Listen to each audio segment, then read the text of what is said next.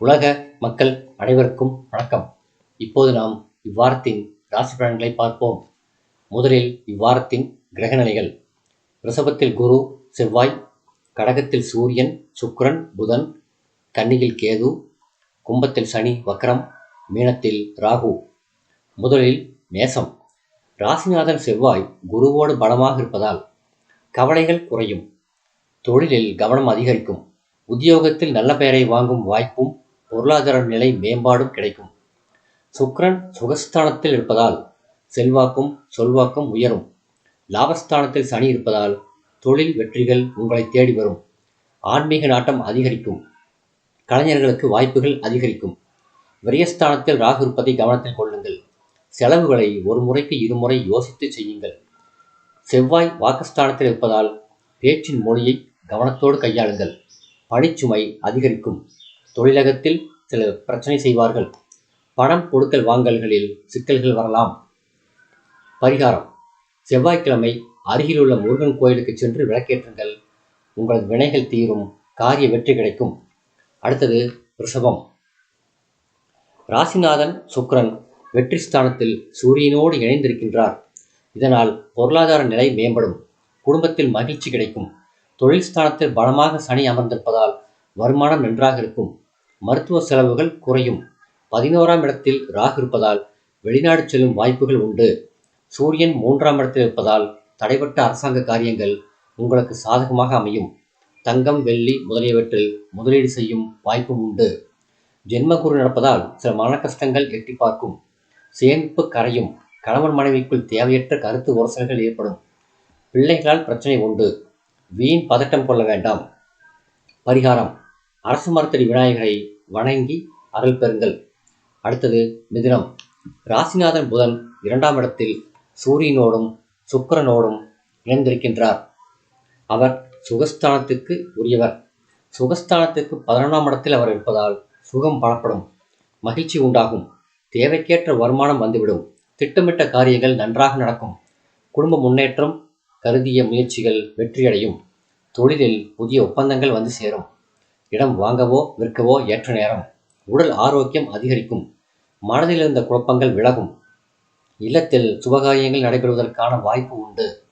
வரன் தேடுபவர்களுக்கு நல்ல வரன் கிடைக்கும். ஆடி மாதம் 5ஆம் தேதி புதன் வக்ரம் பெறுகிறார். ராசிநாதன் வக்ரம் பெறுவது நல்லதல்ல. வார பிற்பகுதியில் ஆரோக்கியத்தில் சிறு பிரச்சனைகள் வரலாம். முயற்சிகளிலும் தடைகள் வரலாம். வேலை செய்யும் இடத்தில் பிரச்சனைகள் தலைதூக்கலாம். கவனமாக இருக்க வேண்டும். புதியவர்களை நம்பி எந்த முயற்சிகளையும் இப்பொழுது செய்யாதீர்கள். தொழில் போட்டிகள் உண்டு. சந்திராஷ்டமம் 21/7/2024 காலை 7:17 முதல் 23/7/2024 காலை 9:08 வரை சந்திராஷ்டமம் உண்டு. சந்திராஷ்டம தினத்தில் பேச்சில் கவனமாக இருக்க வேண்டும். வாத பிரதிவாதங்களில் எக்காரணத்தை கொண்டும் ஈடுபட வேண்டாம். பரிகாரம்: ஞாயிறுதோறும் சூரிய நாராயணரை வணங்குங்கள். தினம் சூரிய நமஸ்காரம் செய்யுங்கள். அடுத்தது கடகம். ராசியில் தனாதிபதி சூரியனும் சுகாதிபதி சுக்கிரனும் இணைந்திருக்கிறார்கள் என்பது சிறப்பு. தசாபக்தி சாதகமானால் புத ஆதித்ய யோகமும் புத சுக்கிர யோகமும் சிறப்பாக செயல்படும். பொருளாதார குறைகள் நீங்கும். நினைத்த காரியம் விரைவாக முடியும். ஆரோக்கியம் சீராகும். குருவும் செவ்வாயும் இணைந்து 11ஆம் இடத்தில் இருப்பது அற்புதமான அமைப்பு. எந்த செயலிலும் தன்னம்பிக்கை அதிகரிக்கும். சகோதரர்கள் ஒத்துழைப்பு கிடைக்கும். வீடு, மனை முதலிய விவகாரங்களில் முன்னேற்றமும் லாபமும் ஏற்படும். புதிய உத்தியோகங்களும் இடமாற்றங்களும் நன்மை தரும். புதன் வக்ரம் பெறுவதால் எதிலும் நிதானமாக இருக்க வேண்டும். பழைய பிரச்சனைகள் வேறு வடிவத்தில் வரலாம். உடல் நலனிலும் கவனம் தேவை. செலவுகளில் சிக்கனம் தேவை. கணவன் மனைவி இடையே சிறு வேறுபாடுகள் ஏற்படும். சில நேரங்களில் சிறு பிரிவுகளும் உண்டு. முயன்ற காரியங்கள் கடைசி நேரத்தில் ஏமாற்றம் தரலாம். சந்திராஷ்டமம் 23/7/2024 காலை 9:09 முதல் 25/7/2024 காலை 10:34 வரை சந்திராஷ்டமம் உண்டு. சந்திராஷ்டம தினத்தில் பேச்சில் கவனமாக இருக்க வேண்டும். வாத பிரதிவாதங்களில் ஈடுபட வேண்டாம். பரிகாரம்: வெள்ளிக்கிழமை தோறும் அருகிலுள்ள அம்மன் சன்னதிக்கு சென்று வழிபாடு நடத்துங்கள். அனைத்தும் நலமாகும். அடுத்தது சிம்மம். ராசிநாதன் சூரியன் 12ஆம் இடத்தில் சுக்கிரன் மற்றும் புதனோடு இருக்கக்கூடிய அமைப்பு. சுக்கிரன் 12ஆம் இடத்தில் இருப்பது நன்மையை தரும். பெண்கள் வழியில் ஆதாயம் உண்டு. மனைவி வழியில் நன்மை உண்டு. புதிய வாகன யோகம் உண்டாகும். 10ஆம் இடத்தில் குரு செவ்வாயோடு இணைந்திருப்பதால் தொழில் வளம் மற்றும் லாபம் அதிகரிக்கும். சிலருக்கு நீண்ட தூர மாறுதல்கள் கிடைக்கும். புதிய ஒப்பந்தங்கள் கிடைக்கலாம். சொந்த கட்டிடத்திற்கு தொழில் மாற்றங்கள் ஏற்படலாம். ராசிக்கு 2ஆம் இடத்தில் கேது சஞ்சரிப்பதால் கொடுக்கல் வாங்கல் விவகாரங்களிலும் கவனம் தேவை. யாருக்கும் வாக்கு தர வேண்டாம். 7ஆம் இடத்தில் சனி அமர்ந்து வக்ரம் பெற்றிருக்கிறார். கணவன் மனைவி உரசல்கள் வரும் வாய்ப்பு உண்டு. அந்த பிரச்சனைகளை பெரிதாக்க கூடாது.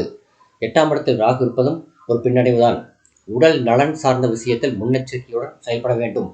அதே நேரத்தில் குரு உங்கள் 2ஆம் இடத்தை பார்ப்பதால் எந்த பிரச்சனையும் வெகு விரைவில் தீர்ந்துவிடும் என்பதால் அச்சம் வேண்டாம். நம்பிக்கை முக்கியம். சந்திராஷ்டமம் 25/7/2024 காலை 10:35 முதல் 27/7/2024 இரவு 12:47 வரை சந்திராஷ்டமம் உண்டு. பரிகாரம்: சனிக்கிழமை பெருமாள் கோயிலுக்கும் அனுமன் கோயிலுக்கும் சென்று வழிபாடு நடத்துங்கள். உங்கள் அனைத்து பிரச்சனைகளும் நீங்கி நன்மை உண்டாகும். அடுத்தது கன்னி. ராசிநாதன் புதன் லாபஸ்தானத்தில் சூரியனோடு இணைந்து யோகம் பெற்றிருக்கின்றார். பொருளாதார உறவுகள் நன்றாக இருக்கும். தேவைக்கேற்ற பொருள்களை வாங்குவீர்கள். குருவின் பார்வை ராசியில் விழுவதால் யோக பலன்கள் அதிகரிக்கும். புதிய வீடு கட்டவும் இருக்கும் வீட்டை பழுதுபார்க்கவும் செய்வீர்கள். ஆலய தரிசனம் உண்டு. 6க்குடைய சனி பகவானால் நன்மைகள் உண்டு. புதிய தொழில் மூலமாக வருமானம் வரும். ராசிக்கு 9 குரு பகவான் அமர்ந்திருப்பதால் சுபகாரிய தடைகள் விலகி சுபகாரியங்கள் நிச்சயமாகும். மனைவி வழியில் வரவு உண்டு. கொடுக்கல் வாங்கல்களில் எச்சரிக்கை தேவை. யாரிடமும் வாக்கு தர வேண்டாம். செவ்வாய் 9இல் இருப்பதால் திடீர் கோபங்கள் ஏற்படும். தந்தையிடம் தேவையற்ற கருத்து வேறுபாடுகள் உருவாகலாம். முன் யோசனையின்றி எந்த காரியத்தையும் செய்ய வேண்டாம். சந்திராஷ்டமம் 27/7/2024 இரவு 12:48 முதல் 29/7/2024 மாலை 4:33 வரை சந்திராஷ்டமம் உண்டு. பரிகாரம்: உடல் ஊனமுற்றோருக்கும் ஏழைகளுக்கும் உங்களால் இயன்ற உதவிகளை செய்யுங்கள். நன்மைகள் அதிகமாகும். அடுத்தது துலாம். ராசிநாதன் சுக்கிரன் சூரியனோடு இணைந்து 10ஆம் இடத்தில் இருப்பது சிறப்பு. அவரோட பாக்யாதிபதி புதனும் இணைந்திருக்கின்றார். பொருளாதார நிலை மேம்படும். ராசிக்கு 6இல் ராகு இருப்பது ஆற்றலை தரும். போட்டித் தேர்வுகளிலும் எளிதில் வெற்றி பெறலாம். ஆரோக்கியம் பலப்படும். சூரியன் 10ஆம் இடத்தில் பலம் பெற்றிருப்பதால் அரசாங்க காரியங்கள் சாதகமாக இருக்கும். பதவி உயர்வு கிடைக்கும். அரசு போட்டித் தேர்வுகளில் வெற்றிக்கான வாய்ப்பு அதிகம். பத்திரிகை மற்றும் தொழில்நுட்பத் துறையில் உள்ளவர்களுக்கு வாய்ப்புகள் அதிகரிக்கும். கடன் சுமை குறையும். பிள்ளைகள் விஷயத்தில் கவனம் தேவை. பூர்வீக சொத்து பிரச்சனைகள் உருவாகும். விரயங்கள் அதிகமாகும். 8ஆம் இடத்தில் குரு இருப்பதும் சில மன ரீதியான பிரச்சனைகளை கொடுக்கும். அதே போல பாக்யாதிபதியான புதன் வக்ரம் பெறுவதால் சில காரியங்கள் தடைபடும். தந்தை வழி உறவில் கருத்து வேறுபாடுகள் நிகழும். வாகனங்கள் பழுதாகி செலவு வைக்கும். பரிகாரம்: வெள்ளிக்கிழமை மற்றும் செவ்வாய்க்கிழமை மகாலட்சுமியை வணங்குங்கள். அருகிலுள்ள பெருமாள் கோயிலுக்கு செல்லுங்கள். மங்களங்கள் உங்களை வந்து சேரும். அடுத்தது விருச்சிகம். ராசிநாதன் செவ்வாய் குருவோடு இணைந்து உங்கள் ராசியை பார்ப்பது சிறப்பு. அஷ்டமாதிபதியான புதன் வக்ரம் பெற்றிருப்பதாலும் சில எதிர்பாராத நன்மைகள் கிடைக்கும். குறிப்பாக வெளிநாட்டு செய்திகள் நன்மையை தரும். வெளிநாட்டில் வேலை செய்பவர்களுக்கும் முன்னேற்றம் உண்டு. குரு செவ்வாய் இணைப்பு குருமங்கள யோகமாக செயல்படும். கல்யாண காரியங்கள் போன்ற சுபகாரியங்கள் நிறைவேறும் வாய்ப்பு உண்டு. கணவன் மனைவி உறவு பலப்படும். 11ஆம் இடத்தில் இருக்கும் கேது இதற்கு உதவுவார்.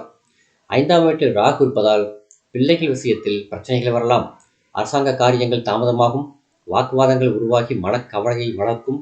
தாயாரின் உடல்நலத்தில் கவனம் செலுத்த வேண்டும். பரிகாரம்: வியாழக்கிழமை குரு பகவானுக்கு அர்ச்சனை செய்யுங்கள். தட்சிணாமூர்த்திக்கும் வழிபாடு செய்யுங்கள். நன்மையான பலன்களே உங்கள் வசமாகும். அடுத்தது தனுசு. ராசிநாதன் குரு செவ்வாயோடு இணைந்து உங்கள் தன குடும்ப ராசியை 9ஆம் பார்வையாக பார்ப்பது சிறப்பு. தொழில் ஸ்தானத்தையும் பார்ப்பதால் தொழில் சிக்கல்கள் விலகும். 3ஆம் இடத்தில் உள்ள சனி முக்கியமான காரியங்களை நிறைவேற்றி தரும். தொழிலில் புதிய ஒப்பந்தங்கள் ஏற்படும். மேலதிகாரிகளால் சாதகமான பலன்கள் ஏற்படும். 6ஆம் இடத்து அதிபதி சுக்கிரன் 8ஆம் இடத்தில் இருப்பதும் யோகம்தான். நீங்கள் எதிர்பார்த்த நல்ல செய்திகள் உங்களை வந்து சேரும். 3ஆம் இடத்தில் சனி இருக்கின்றார். தொழில் வியாபாரங்கள் நன்றாகவே நடக்கும். புதிய முதலீடுகள் உருவாகும். ஆன்மீக நாட்டம் அதிகரிக்கும். சுக்கிரன் கடகராசியில் சஞ்சரிப்பதால் காரிய தடைகள் விலகி வீடு வாகனம் வாங்கும் வாய்ப்புகள் உருவாகும். போட்டித் தேர்வுகளில் எளிதில் வெற்றி பெறுவீர்கள்.